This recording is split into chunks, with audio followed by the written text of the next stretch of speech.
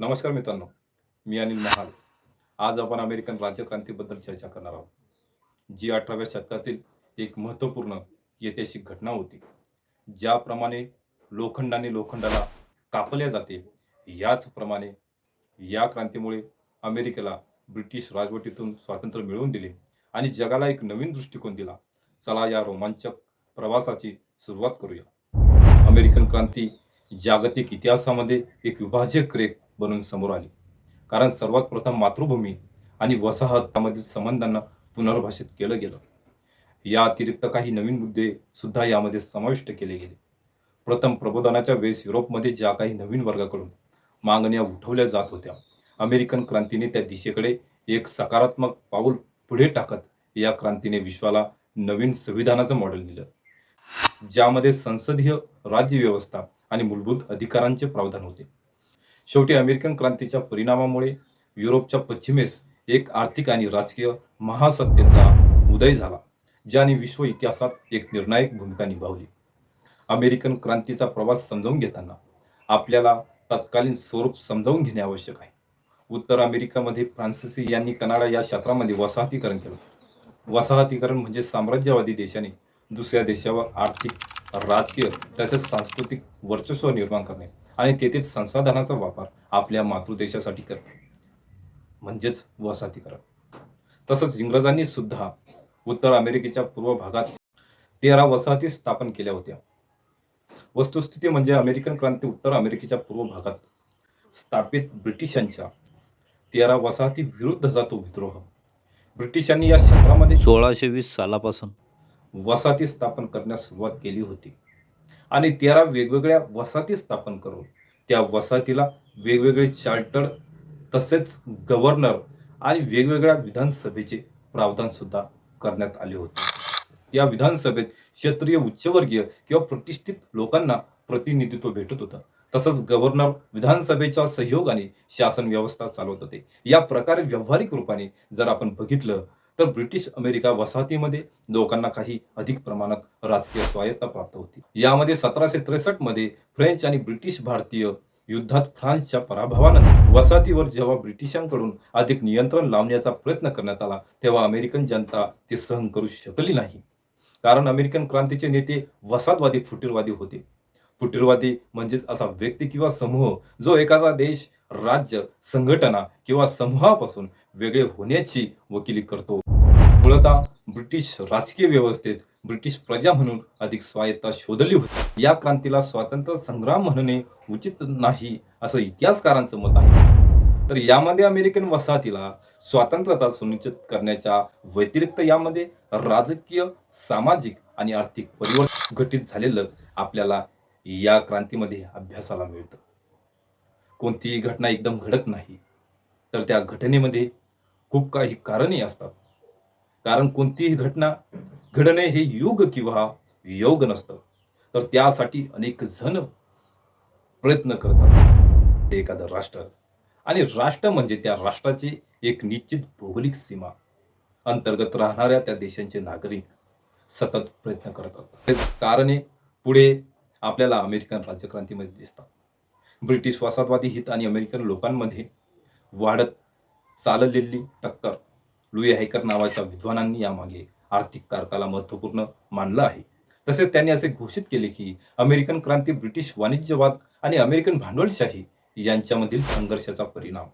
येथे वाणिज्यवाद म्हणजे जास्तीत जास्त मुनाफा आपल्याला कोणत्या व्यापारातून मिळवू शकतो आणि तोच व्यापार त्या ठिकाणी राबवणे. तेथे त्या मायदेशाचं हित अजिबात विचारात घेतल्या जात नाही. तसंच अमेरिकेमध्ये घडत होतं. परिणामी ब्रिटिशांना वाणिज्यवाद स्थापित करायचा होता. वसाहतींची अर्थव्यवस्था महानगरीय राज्याच्या आर्थिक हिताच्या अधीन नाही, तर वसाहतवादी राष्ट्राच्या आर्थिक हितावर अवलंबून असते. याच सिद्धांतावर बळ देऊन ब्रिटिश सरकारने अमेरिकी वसाहती संदर्भात 17व्या शतकामध्ये काही नेव्हिगेशन ऍक्ट आणले. या कायद्याच्या माध्यमातून अमेरिकन वसाहतीच्या व्यापाराला ब्रिटिशांच्या नियंत्रणात आणण्याचा प्रयत्न केला गेला. अर्थात या कायद्याद्वारे असे प्रावधान करण्यात आले की अमेरिकन वसाहती एशिया, आफ्रिका आणि ब्रिटन सोबत सगळ्या प्रकारचे व्यापार त्याच जहाजात करू शकतात जे ब्रिटिशांच्या मालकीचे असेल आणि ज्यामध्ये अधिकांश कर्मचारी कामगार ब्रिटिश मूळचे असावे. यामध्ये अमेरिकन वसाहतीमध्ये होणारा विविध प्रकारचा व्यापार, अमेरिकन वसाहतीकडून केल्या जाणारे तांदूळ, तंबाखूचे उत्पादन आणि व्यापार, मुद्रा व्यवस्था या सगळ्यांवर नियंत्रण ठेवण्याचा करण्यात आलेला प्रयत्न. दुसरीकडे अमेरिकन वसाहतीची अर्थव्यवस्था तेज गतीने वाढत होती. या विषयाला आपण एका उदाहरणामार्फत समजवू शकतो.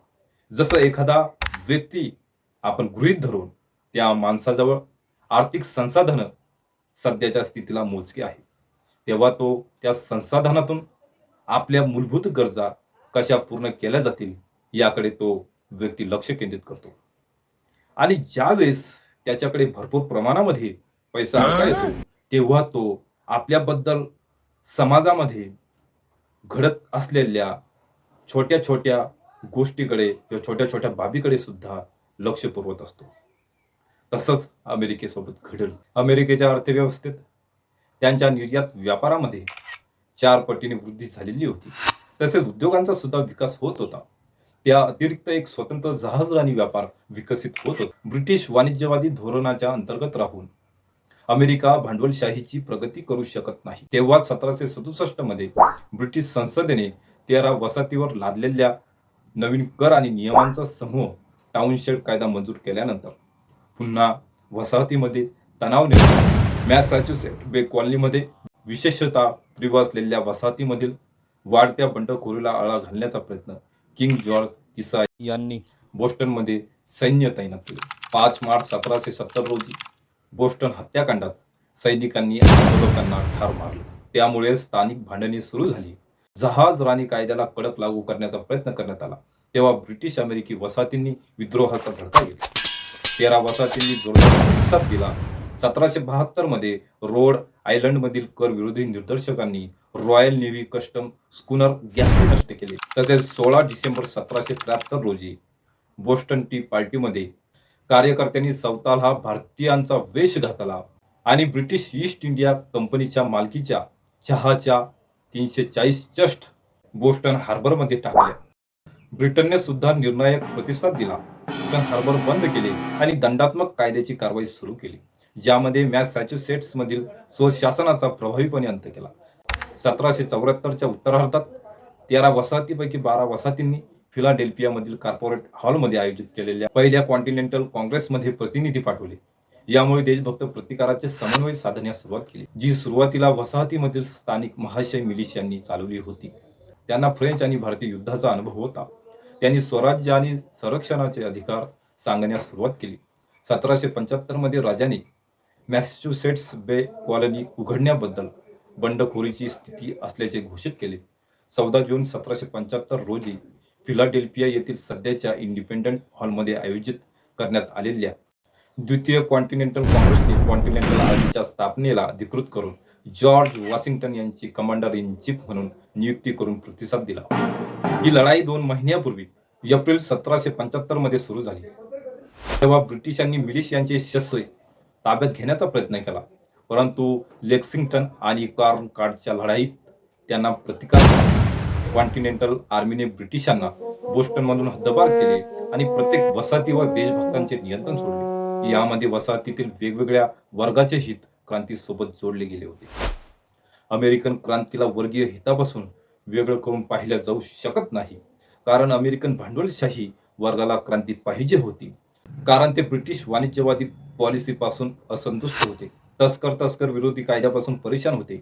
विद्यार्थी आणि बुद्धिजीवी सुद्धा स्वातंत्र्याची मागणी वेळोवेळी उठवत होते, कारण त्यांच्यावर गणराज्यवादी विचारांचा प्रभाव होता.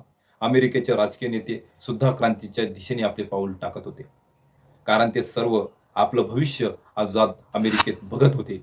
तसेच व्हर्जिनिया येथील तंबाखू उत्पादक शेतकरी सुद्धा स्वातंत्र्य मिळवण्याच्या पक्षाकडे होते, कारण ते पश्चिमेकडे विस्तार करून शेतीसाठी अतिरिक्त जमीन मिळावी.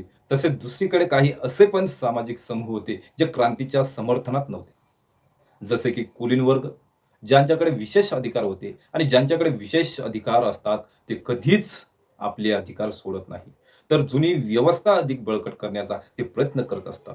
असा मर्म या विवेचनातून निघतो, कारण जुन्या व्यवस्थेतच ते आपले सर्व अधिकार सुरक्षित मानतात. तसेच मध्यवर्ती अमेरिकेचे शेतकरी यांना सुद्धा क्रांतीमध्ये फारसा रस वाटत नव्हता. कारण सत्ता कुणाचीही असो, पिळाला शेवटी गरीबच जातो. जैसे थे वैसे या भावनेतून आणि नवीन व्यवस्था कशी असेल या कल्पनेतून शेतकऱ्यांना भीती सुद्धा वाटत होते. त्यामुळे स्वाभाविकपणे ते क्रांतीच्या दुसऱ्या बाजूला उभे होते. अमेरिकन क्रांतीत जर आपण पाहिलं, तर अमेरिकन क्रांतीमध्ये विचारधारेचा प्रभाव मोठ्या प्रमाणात दिसतो. त्यामध्ये काही विद्वान या क्रांतीसाठी वैचारिक संवेदना इत्यादी कारकाला अधिक प्रभावी मानतात. समजावून घेण्यासारखी गोष्ट आहे की अमेरिकन लोकांचं आर्थिक शोषण दीर्घकाळापासून सुरू होतं. परंतु 1770च्या दशकामध्ये विद्रोहासाठी उतावीळ झालेले नागरिक त्यांच्या तथ्याची व्याख्या विचारधारेच्या संदर्भात केल्या जाऊ शकते. अमेरिकन बुद्धिजीवी वर्ग यांच्यावर युरोपियन प्रबोधनाचा मोठ्या प्रमाणात झालेला प्रभाव, तसेच दोन अमेरिकन बुद्धिजीवी बेंजामिन फ्रँकलिन आणि थॉमस जेफरसन यांनी युरोपची यात्रा सुद्धा केली. तसंच संवैधानिक मतभेद ब्रिटिश आणि अमेरिकन व्यक्ती यांच्यामध्ये संवैधानिक दृष्टिकोन सुद्धा आपल्याला बदललेला दिसतो. ब्रिटिशांचा पार्लमेंटच्या सर्वोच्चतेमध्ये विश्वास होता आणि ब्रिटनमध्ये असे मानले जात होते की सर्व संस्था ब्रिटिश पार्लमेंटच्या अधीन आहे, म्हणजेच खाली आहे. तसेच जर आपण बघितलं तर अमेरिकन व्यक्ती माणसांच्या नैसर्गिक अधिकारामध्ये विश्वास करत होते आणि माणसाजवळ काही जन्मजात अधिकार आहे, ते सर्वच संस्था यांच्याही वरती आहे, मग ती ब्रिटिश पार्लमेंट का असो. अमेरिकन क्रांतीचे तत्कालीन कारण समजावून घेताना सरकारी धोरण लक्षात घेणे आवश्यक आहे. यामध्ये ग्रीनविले सरकारमार्फत ब्रिटिश आर्थिक हितामध्ये उठवल्या गेलेले काही पावले. वस्तुस्थिती अशी की 7 वर्षीय युद्धामुळे ब्रिटिश अर्थव्यवस्थेवर अत्यधिक दबाव पडला. त्यामुळे प्रधानमंत्री ग्रीनविले यांनी ब्रिटिश आर्थिक हितामध्ये अमेरिकन वसाहतीचा उपयोग करण्यासाठी व्यावहारिक योजना बनवली. एक नेव्हिगेशन कायद्याला कठोरपणे लागू करण्याचा निर्णय, तस्करी विरुद्ध कायदे कठोरपणे लागू करण्याचा प्रयत्न करणे, या अतिरिक्त रक्कम प्राप्त करण्यासाठी स्टॅम्प कायदा, शुगर कायदा यासारख्या नवीन करारांना लागू करणे. जुलै 1776 मध्ये द्वितीय कॉन्टिनेंटल काँग्रेसने नवीन राष्ट्र म्हणून शासन करण्याची भूमिका घेतली. इंग्रज म्हणून वसाहतवादाचे हक्क पायदळी तुडवणारा जुलमी राजा जॉर्ज तिसरा याचा निषेध केला. 2 जुलै रोजी राष्ट्रीय स्वातंत्र्यासाठी पहिला ठराव पास केला आणि 4 जुलै 1776 रोजी स्वातंत्र्याची घोषणा करण्यात, ज्यामध्ये उदारमतवाद आणि प्रजासत्ताकवादाच्या राजकीय तत्वज्ञानाला मूर्त स्वरूप देण्यात आले आणि प्रसिद्धपणे घोषणा केली की सर्व पुरुष समान निर्माण झाले आहेत. पुढे क्रमिक रूपाने गठीत होणाऱ्या घटनांच्या परिणामामुळे 1781 मध्ये जेव्हा संयुक्त अमेरिकन आणि फ्रेंच सैन्याने यॉर्कटाउनच्या वेढ्यामध्ये संपूर्ण ब्रिटिश सैन्य आपल्या ताब्यात घेतले, तसेच या पराभवामुळे किंग जॉर्जचे संसदेवरील नियंत्रण संपुष्टात आले. जेव्हा बहुमत अमेरिकन अटीवर युद्ध समाप्त करण्याच्या बाजूने होते, 3 सप्टेंबर 1783 रोजी ब्रिटिशांनी पॅरिसच्या करारावर स्वाक्षरी केली आणि युनायटेड स्टेट्सला मिसिसिपी नदीच्या पूर्वेकडील आणि ग्रेट लेकच्या दक्षिणेकडील जवळजवळ सर्व भूभाग मिळाला. अमेरिकन क्रांतीने विजयासोबत युनायटेड स्टेट्स हे शासित आणि कायद्याच्या राज्याच्या संमतीवर स्थापित झालेले जागतिक इतिहासातील पहिले घटनात्मक प्रजासत्ताक राष्ट्र बनले. धन्यवाद.